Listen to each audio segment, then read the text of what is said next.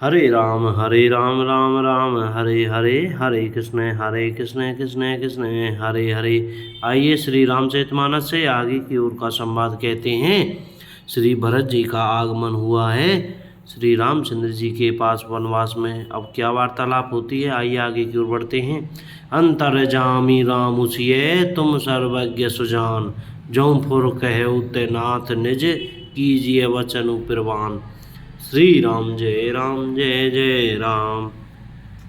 श्री रामचंद्र जी और सीता जी हृदय की जानने वाले हैं और आप सर्वज्ञ तथा सुजान हैं। यदि आप यह सत्य कह रहे हैं तो हे नाथ, अपने वचनों को प्रमाण कीजिए, उनके अनुसार व्यवस्था कीजिए। भरत जी के वचन सुनकर और उनका प्रेम देखकर सारी सभा सहित मुनि वशिष्ठ जी विधेय हो गए। किसी को अपने देह की सुधि न रही। भरत जी की महान महिमा समुद्र है, मुनि की बुद्धि उसके तट पर अबला स्त्री के समान खड़ी है। वह उस समुद्र के पार जाना चाहती है, इसके लिए उसने हृदय में उपाय भी ढूंढे, पर उसे पार करने का साधन नाव, जहाज या बेड़ा कुछ भी नहीं पाती। भरत जी की बड़ाई और कौन करेगा। तलैया की सीपी में भी कहीं समुद्र समा सकता है। मुनि वशिष्ठ जी के अंतरात्मा को भरत जी बहुत अच्छे लगे और वे समाज सहित श्री राम जी के पास आए। प्रभु श्री रामचंद्र जी ने प्रणाम कर उत्तम आसन दिया। सब लोग मुनि की आज्ञा सुनकर बैठ गए। श्रेष्ठ मुनि देश काल और अवसर के अनुसार विचार करके वचन बोले। हे सर्वज्ञ, हे सुजान, हे धर्म नीति गुण और ज्ञान के भंडार राम, सुनिए। आप सबके हृदय के भीतर बसते हैं और सबके भले बुरे भाव को जानते हैं। जिसमें प्रवासियों का, माताओं का और भरत का हित हो, वही उपाय बतलाइए। आर्त दुखी लोग कभी विचार कर नहीं कहते, जुआरी को अपना ही दाव सूझता है। मुनि के वचन सुनकर श्री रघुनाथ जी कहने लगे, हे नाथ, उपाय तो आप ही के हाथ है। आपका रुख रखने में और आपकी आज्ञा को सत्य कहकर प्रसन्नता पूर्वक पालन करने में सबका हित है। पहले तो मुझे जो आज्ञा हो मैं उसी शिक्षा को माथे पर चढ़ाकर करूं। फिर हे गोसाई, आप जिसको जैसा कहेंगे वह सब तरह से सेवा में लग जाएगा, आज्ञा पालन करेगा। मुनि वशिष्ठ जी कहने लगे, हे राम, तुमने सच कहा, पर भरत के प्रेम ने विचार को नहीं रहने दिया। इसलिए मैं बार बार कहता हूँ, मेरी बुद्धि भरत की भक्ति के वश हो गई है। मेरी समझ में तो भरत की रुचि रखकर जो कुछ कहा, जो कुछ किया जाएगा, शिव जी साक्षी हैं, वह सब शुभ ही होगा। पहले भरत की विनती आदर पूर्वक सुन लीजिए, फिर उस पर विचार कीजिए। तब साधु मत, लोक मत, राजनीति और वेदों का निचोड़ सार निकालकर वैसा ही उसी के अनुसार कीजिए। भरत जी पर गुरु जी का स्नेह देखकर श्री रामचंद्र जी के हृदय में विशेष आनंद हुआ। भरत जी को धर्म धुरंधर और तन मन वचन से अपना सेवक जानकर श्री रामचंद्र जी गुरु की आज्ञा के अनुकूल मनोहर, कोमल और कल्याण के मूल वचन बोले। हे नाथ, आपकी सौगंध और पिताजी के चरणों की दुहाई है, मैं सत्य कहता हूँ, विश्व भर में भरत के समान भाई कोई हुआ ही नहीं। जो लोग गुरु के चरण कमलों के अनुरागी हैं, वे लोक में लौकिक दृष्टि में भी और वेद परमार्थिक दृष्टि से भी बड़भागी होते हैं। फिर जिस पर आप गुरु का ऐसा स्नेह है, उस भरत के भाग्य को कौन कह सकता है। छोटा भाई जानकर भरत के मुंह पर उसकी बड़ाई करने में मेरी बुद्धि सहकुचाती है।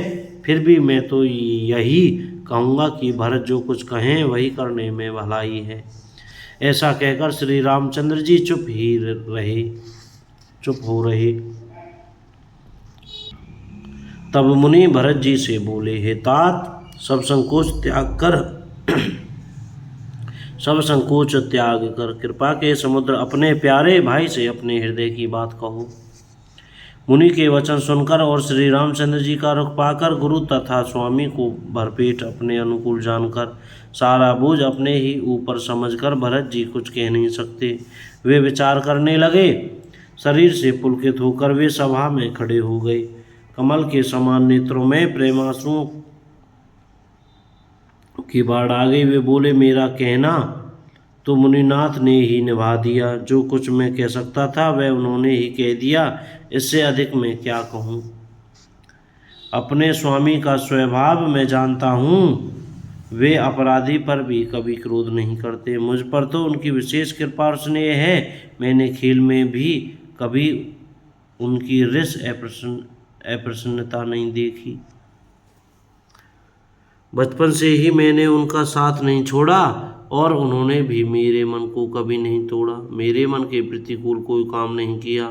मैंने प्रभु की कृपा की रीति को हृदय में भली भांति देखा, अनुभव किया है। मेरे हारने पर भी खेल में प्रभु मुझे जिता देते रहे हैं।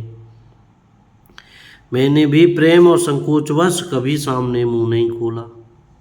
प्रेम के प्यासे मेरे नेत्र आज तक प्रभु के दर्शन से तृप्त नहीं हुए, परंतु विधाता मेरा दुलार ने सह सका। उसने नीच माता के बहाने मेरे और स्वामी के बीच अंतर डाल दिया।